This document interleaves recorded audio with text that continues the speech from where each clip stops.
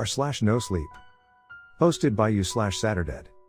The unnatural wildlife of the Arctic mire.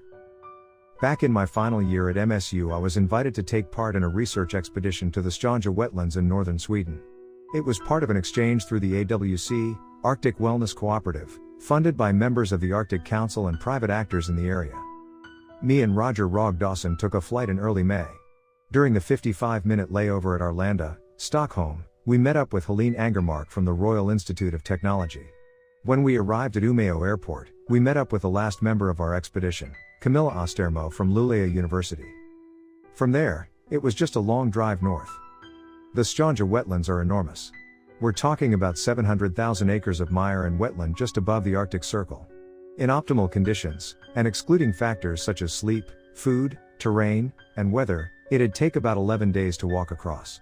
In my head, it conjured up images of the dead marshes from Lord of the Rings, but Helene assured me it was nothing quite as dramatic. Rog and I had no idea what to expect. We'd gotten our equipment pre-purchased. The Swedes were in charge of everything practical on site, excluding our personal equipment. We were scheduled to spend 4 days in the actual mire, and 4 more days accounted for travel. And sure, we had wildlife and camping experience, but you can't prepare for something like the Arctic mires. May is a strange time in northern Sweden. While technically spring, it can still dip into sub-zero temperatures, Celsius. The weather can range from blazing heat in the afternoon to frost in the early morning. So while we had a variety of clothes, we still had to be flexible enough to change throughout the day. There's no one thing fits all up there. The further north we drove, the more things started to look the same. Long stretches of road through the wilderness that seemed to go nowhere. Nothing but moss, undergrowth, and sprinkles of spindly trees. I was chewing on my last Slim Jim when Helene brought up her laptop. So we have 8 designated sites where we need to do some sampling, she said. But Camilla and I have been talking, and we think we ought to get at least one further in. We have to go a bit off-road to get some reliable results. When'd you talk about this? I asked. Gotta read the group chat, said Rog. I told you to get in on that. I'm in, I'm just not getting notifications. Then you're not in. I'm telling you, I'm in. Either way, said Helene. If we take a detour north after Site 3, we ought to get some reliable samples before we reach 4. It should work with your schedule. You're the locals, you got this, said Rog. I leave this to your judgment. We're not locals, said Camilla. I'm from Luleå, that's like a 4-hour drive. Stockholm is like a 12-hour drive from there. So we're going in blind? I asked. None of you've been there before? That's kind of the point. To get acquainted with it, said Camilla. To get something for the next group to compare when they do another expedition in 5 or so years. All about long-term cooperation, smiled Helene. Like it says on the website. Rog leaned over and patted me on the shoulder, holding up his phone. I just checked, and you're not in the group chat. We were stuck in that car all day. We reviewed our notes, plans, equipment, and route. Much of what spurred the expedition to begin with were reports of wildlife changes. The indigenous Sami people had moved their reindeer herds north, claiming that their animals were getting sick from the soil. There'd also been reports of reduced fish population and increased bird migration in the southwest. We were there to measure possible toxins and soil changes to, if possible, determine a cause. But first, we needed samples, which was the meat of the expedition. There started to pop up little villages along the forest road. Well, maybe not villages, more like loose collections of houses within view of one another. Red houses with white corners and metal roofing. How anyone could live that isolated was beyond me. Still had great phone coverage though, somehow. We passed through a town with a name I won't even begin to pronounce or spell. Too many vowels. It was our last stop before we got to the wetlands, so we made sure to stock up. Camilla got us some extra batteries. When we finally arrived, it was dark. We'd been following a gravel road for the past 40 minutes. There were 6 houses in a semicircle along the road, one of which we'd rented for the night, the rest were abandoned. Camilla dragged her stuff in and collapsed on the living room couch. Helene took the downstairs guest room. There was a second bedroom upstairs with 3 smaller beds for me and Rog to occupy. I was asleep the moment my head hit the pillow. The following, early, morning, it was all hands on deck. Helene was preparing sandwiches in the kitchen while Camilla checked our equipment. All batteries charged, all containers properly marked and sorted. She was meticulous, and at 5:30 a.m., we were ready to go. I took a moment to soak up the atmosphere. The smells felt alien, yet familiar. The air was buzzing with insects, and I could hear nesting birds in every direction. Despite the four of us being the only people in the area for miles and miles, it felt very much alive. It was a vast forest without a canopy, with the waking sun gazing down on us from an endless sky. Helene took the lead, with Rog following suit. Then there was Camilla, and finally me. There were paths marked with orange flags showing use the intended way. "Anyone know any good songs?" asked Helene. "You could teach us some," said Rog. "Preferably something we can pronounce." "As long as we make noise," said Camilla. "It keeps the bears away." We began our rendition of Smog Rodona as we trotted along the path, going deeper into the wetlands. Minutes later, it was clear to me there'd be no way to navigate the mire without those little flags. Everything looked the same. The same trees, the same bushes, the same moss, and no clear paths to follow. We weaved and bobbed through the mire.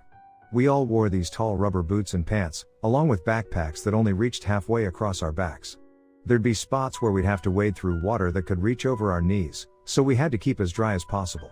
It was a pain to walk through, and I could feel a rash growing on my thigh within the first 15 minutes of walking. We reached our first site at 7 a.m. Camilla brought out the testing equipment. She and Rog took turns calling out what kinds of samples they were getting while Helene recorded it all on her laptop. I cataloged and stored everything. Took us about 30 minutes, all in all. As we packed up to move to the second site, Camilla pointed out something in the undergrowth. "Lots of animals here," she said. "Look." She pointed at the ground, but I saw nothing. I shrugged. "How do you say it? Jortron?" "Helene, what's that in?" "Cloudberry." "Right. There should be cloudberries here. See the petals?" "What the hell is a cloudberry?" chuckled Rog. "Never heard of it." "Makes great jam," added Helene. "Maybe we'll see some further along," said Camilla. "Where there are less animals."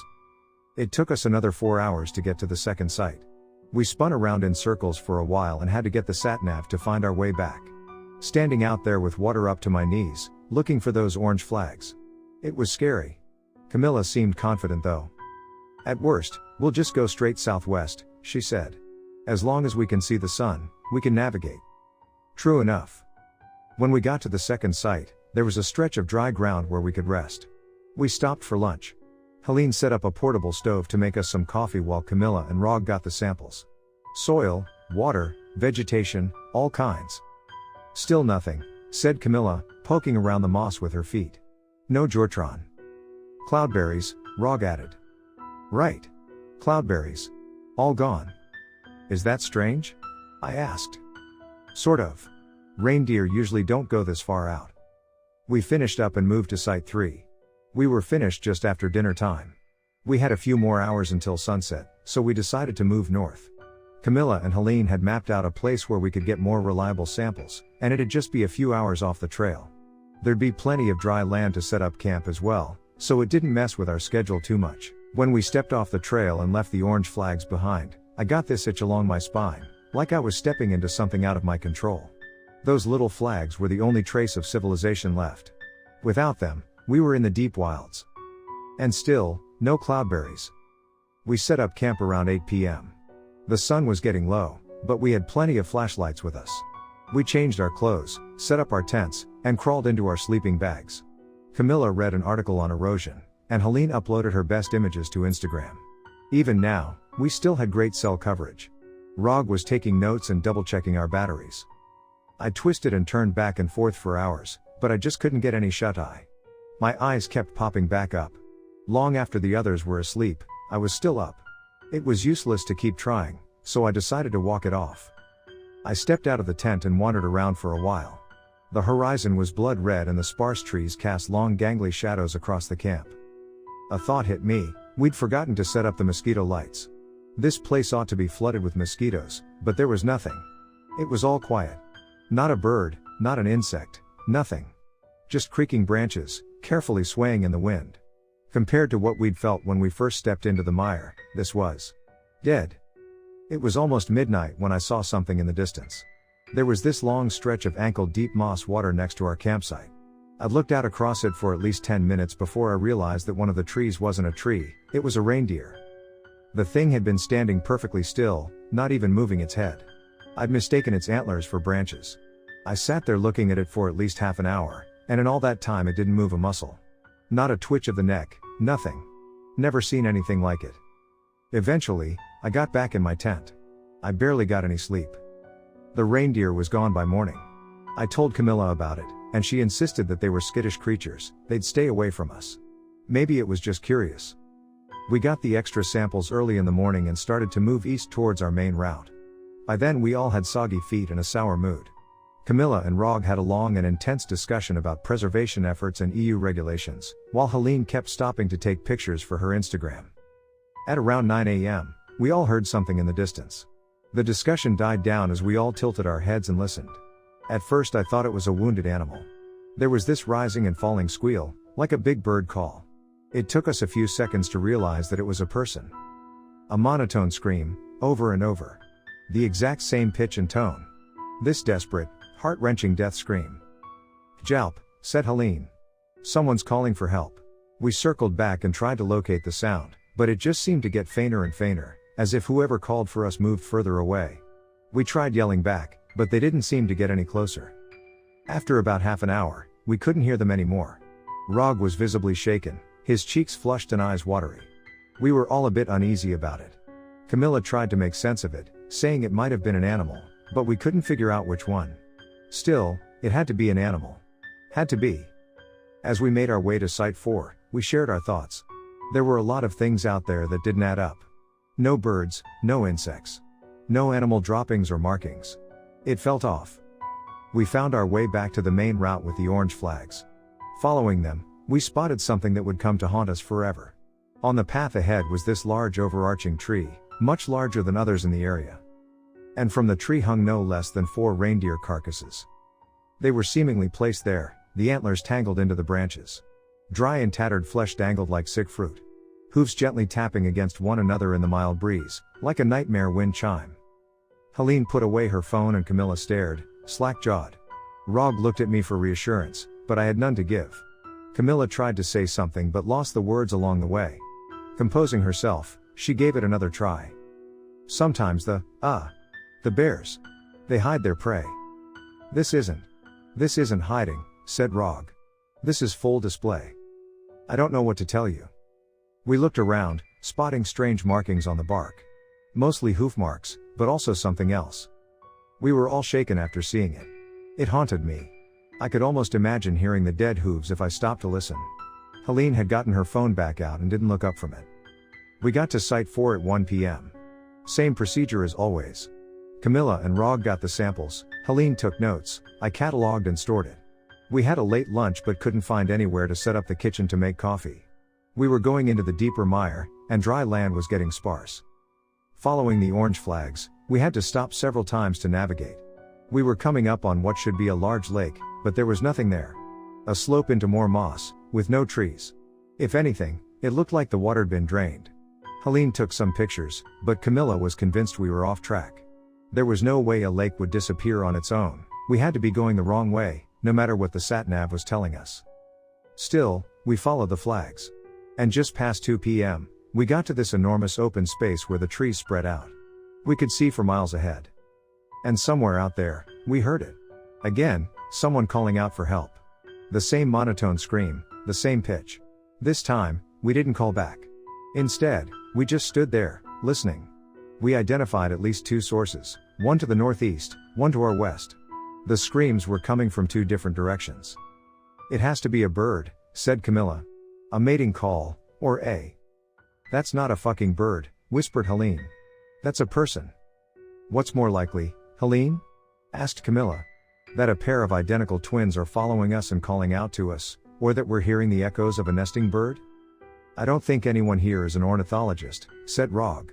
"So we can't tell for sure. But yeah, I don't think that's a person. It's saying jalp. Birds can't pronounce L or P. Say what you want, but that's something else." We went through Site 5 and stopped for the night halfway to Site 6. I was getting nervous. I kept imagining that repeated call for help out in the mire. I thought I saw antlers among the dead trees a few times.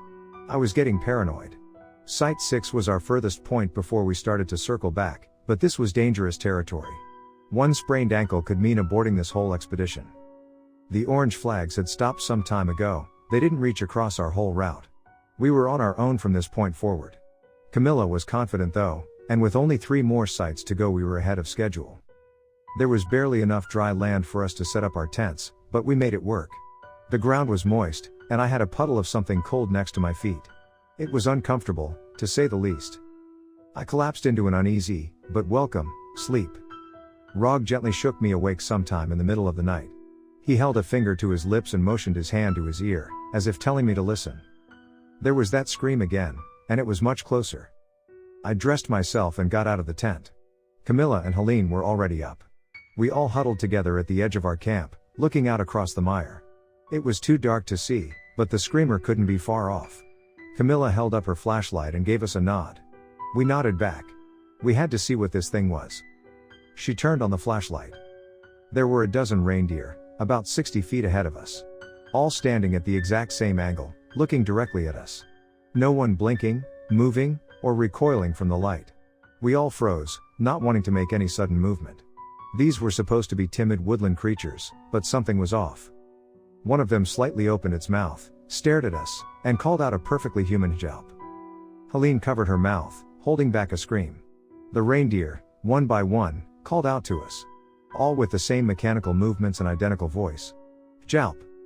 It was fucking eerie. Rog decided enough was enough and got up. He tried to make himself big, stretching out his arms and waving them up and down. He huffed and yelled, trying to scare them off. They didn't react in the slightest.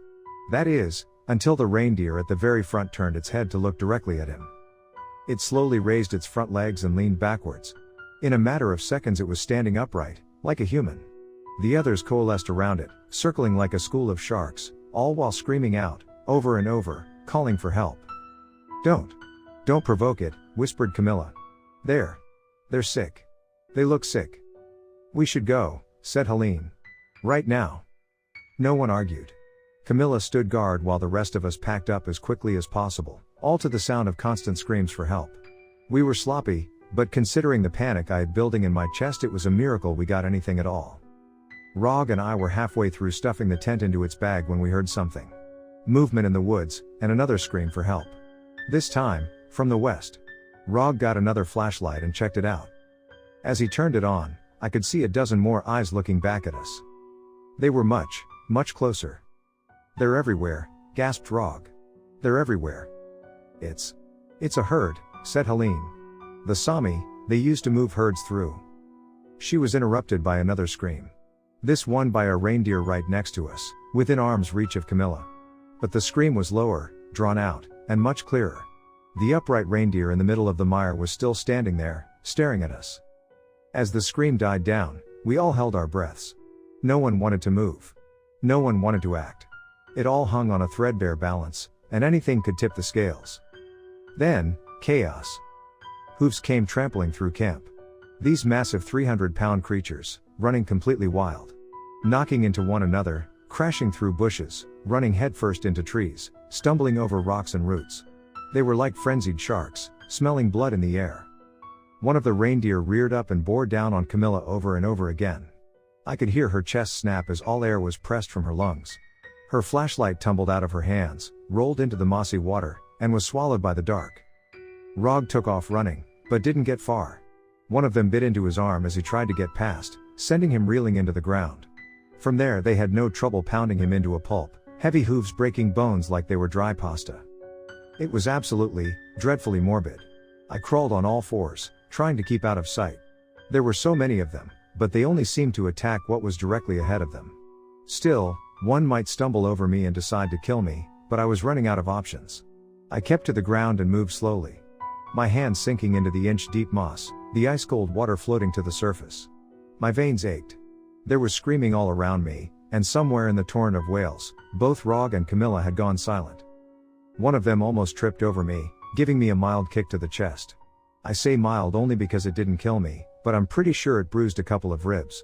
Another stepped on my thigh, ripping open a 2-inch long cut along the side. Still, little by little, I made it out. I kept going forward. No matter the sound, no matter the pain, I kept going. As the sun rose, I couldn't hear them anymore. I'd collapsed in the moss, panting like I'd run a marathon. There were no songbirds, no insects, nothing. Just me, the sun, and the mire. I used the elastic band from my underwear to make a makeshift bandage, using dry moss from a tree to soak up the blood. It wasn't a deep cut, but it could easily get infected. I could still stand, but I felt this sting of pain in my chest with every breath I took. I could see a deep bruise forming, going straight from blue to a reddish purple. I was lost. I was in the middle of nowhere, with little to no equipment. I've never been so freaked out in my entire life. I screamed and cried. I don't know for how long. One moment I wanted to lie down and just wait for someone to find me. The next moment I wanted to run blindly straight ahead. After a while, I composed myself. I thought about what I'd learned about the area, and what I'd seen. I knew there were flags put up along safe routes. I could also use the sun to navigate. If I went straight southwest, I should stumble upon the flags again. From there, I'd just have to follow them. I'd either pop back out where we started, or on the other side of the wetlands. Still, either way would be a long walk, and there were no guarantees that I'd make it. But I had to try. I tried not to think. Not to reflect. I focused on the road ahead, and the position of the sun. Everything else was secondary. But every flash of what happened that night felt like a cut in my stomach. The way Camilla's flashlight disappeared. Roger's scream with that first bite. The only one I couldn't account for was Helene. I hoped against hope that she got out. That she had the same idea as me. Maybe I'd meet her down the line. If not, I could tell the police there was at least one person unaccounted for. They'd have to send a rescue party. I must have walked for hours. It is surreal to walk in a space where all you hear is yourself. There's usually some sort of external sound, a car passing by, a squawking bird, a humming motor. Something, somewhere, off in the distance. Out there was nothing. Just the ever-present crackling sound of dry branches snapping under my heels as I limped forward, step by step. I lost all concept of time and swayed back and forth between single-minded purpose and scatterbrained despair. But in a moment of clarity, I stopped to listen. The screams again. They were ahead of me, so they weren't following, they were merely in the area. I flinched as I saw branches move in the wind. My reptile brain thought they were antlers. I hunkered down and listened. Helene. This scream wasn't like the others. It wasn't the same sound, over and over. They were different and irregular. She wasn't screaming for help, but in pain. She was alive. Now, I had two choices. I could try and keep moving until I found the flags, and just hope to get out somehow. Or I could try to find Helene and her things. She had the satnav, last time I checked. It was a battle between my instincts and my reasoning. I'd be putting myself in danger either way. But if I could help her, in any way, I had to try. At the very least I could try to fetch some supplies. I followed Helene screaming. She was heading straight north, deeper into the mire. She was on the move. Slowly, but surely. I measured the distance. After a while, she stopped screaming. I figured she'd passed out. It took me about an hour of searching before I found something. There was a young tree that had been stripped of leaves and covered in blood, like someone had grabbed the bottom of it and dragged their hand along it. There were clear red stains across the leaves. There was no trail to follow, but I could hear something moving to the north. Maybe more reindeer. Maybe Helene. The ground started to get muddy. There were algae and reeds drying in the sun. I could hear screaming in the distance. Not like Helene. Not like a person. Just those creatures, pretending to be people. But there were more of them now. So many more. I could hear dozens of them, screaming back and forth. Screaming for help. I pushed on. I had to see. To know. There was something up ahead, and I needed answers. There was a small hill, and after that, a sudden drop. I crouched at the edge, looking down. There was this dried out lake with a deep crack in the ground going down the middle, revealing parts of a dark underground cave through the mud and debris. I could smell the moss drying in the sun. It must have been midday by then, and the sun was casting harsh shadows across the mire. There were hundreds of reindeer. Hundreds.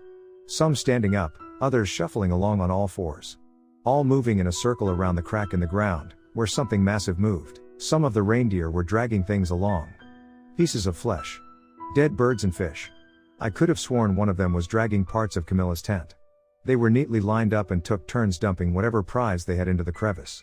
Those who had nothing to contribute stayed on the sidelines, eating. Everything looked so different in this light, I could have sworn most of the moss and flowers they ate looked strangely blue. And there, among the debris, was Helene. Her unconscious body was being unceremoniously dragged through the mud and dumped in front of the crevice. I could see her head moving, struggling to regain consciousness. I could see her mouth moving, but there was no way to hear her over the wailing screams of the creatures. But for a short moment, I could have sworn she saw me. Just a moment of recognition. Then, without a sound, something emerged from the crevice. A long bone-white hand, large enough to wrap its fingers across her chest, carefully dragging her into the dark. For a moment, the reindeer got quiet. An awful crunch echoed through the makeshift clearing, and seconds later, the reindeer made a new sound. This time, in Helene's voice. A tired, barely conscious voice. "Come down," it said. "Help me." These 4 words were repeated, over and over, by all of them. In her voice. In all constellations and combinations. "Come help. Help come. Down. Help. Help down." The horrid screams, replaced by a dying whisper. A whisper intended for me. I was too afraid to move. I stayed there, looking down. Every now and then, that large bone-white arm would emerge. Sometimes to put away something inedible, sometimes to grab hold of a reindeer to drag into the deep. At one point, a white finger touched the forehead of a reindeer, making it stand up on its hind legs like a humanoid. Those who stood up seemed to be of great importance, as the others circled them. But there was no one to save, and there was nothing left for me to gather. All that was left was for me to leave, and never look back. I kept going south. Every now and then, I'd hear them. A whisper of "come help me" making its way through the sparse vegetation. Come. Come help. Help me. These things were everywhere, and they were looking for me. Reindeer have a great sense of smell, so I took a short dip in stale lake water to hide my smell. My leg would definitely get infected. I limped my way through the undergrowth, stopping only to listen for clues on what paths to avoid. By nightfall, I still hadn't found any flags. My leg was in such a burning pain that I couldn't lean on it anymore, and my muscles ached. I was constantly out of breath, not wanting to draw too much air into my lungs. But I had to keep going. There was a good chance that I'd die out there if I had to spend the night in the open. Temperatures could easily dip into freezing. Once the blood-red sunset started to gleam in the distance, I knew I was short on time. My hands were shaking, and I could barely stand. I could barely move. Everything in me wanted to just sit down and hope for everything to be okay in the morning. It was so easy to trick myself into doing so, but I just kept going. I stopped. There was something up ahead. I caught a glimpse of eyes, reflecting the setting sun. For a moment, they locked onto me.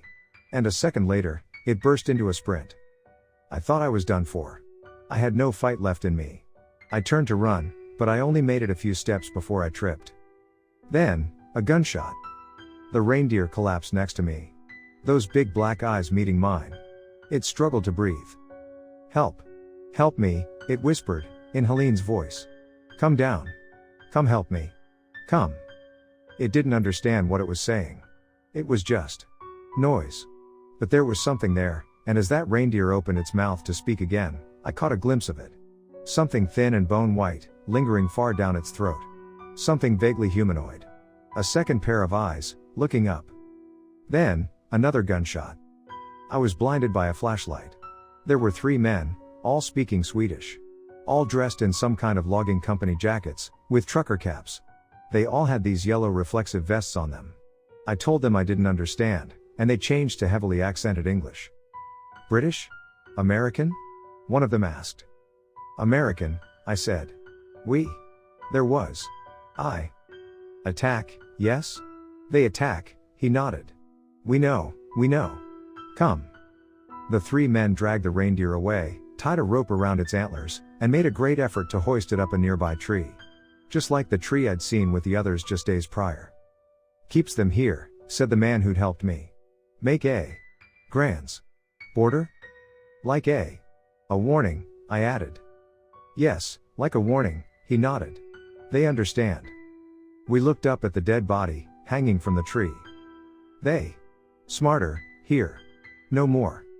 I was taken back to their base camp. About 8 people living in caravans. They gave me fresh clothes, hot dogs, beer, and warmed me up by the fire. They disinfected my thigh and stitched me up. While I tried to sleep off my upcoming fever, they called the police, and the embassy in Stockholm. And the next day, I was on a plane back to the States, like nothing ever happened. The aftermath has been pretty much nothing. It was classified as an animal attack and dismissed. I talked to a few people from the AWC about it, and they called it a sincerely regretful incident and asked me to remain discreet as to not discourage future climate change studies. The AWC still operate in that area, by the way. I've gotten no answers as to what they've done with the soil samples, or if they ever looked into what I saw in the mire. All I know is that no one wants to talk to me about it. The only people I've gotten answers from were the hunters. They were eager to share their stories, claiming that the government refuses to listen. I'm still in email contact with some of them, and there's a lot to unpack. But in short, there was a quake in the mire. Something came out of the lake. It did something to the wildlife in the area. It stole hundreds of reindeer from local Sami herds. It seems to be expanding, stopping only where it finds immediate and violent resistance. And over time, it seems to learn. This was some time ago, and I don't feel comfortable revealing the entire timeline. I don't want to give anyone more reason to silence me. But I know this is bound to happen again. Something similar happened in West Virginia back in 2013. A lake drained in Greenbrier Valley, and then all hell broke loose. It's only a matter of time before it happens somewhere more public. And when it does, remember, it seems to learn.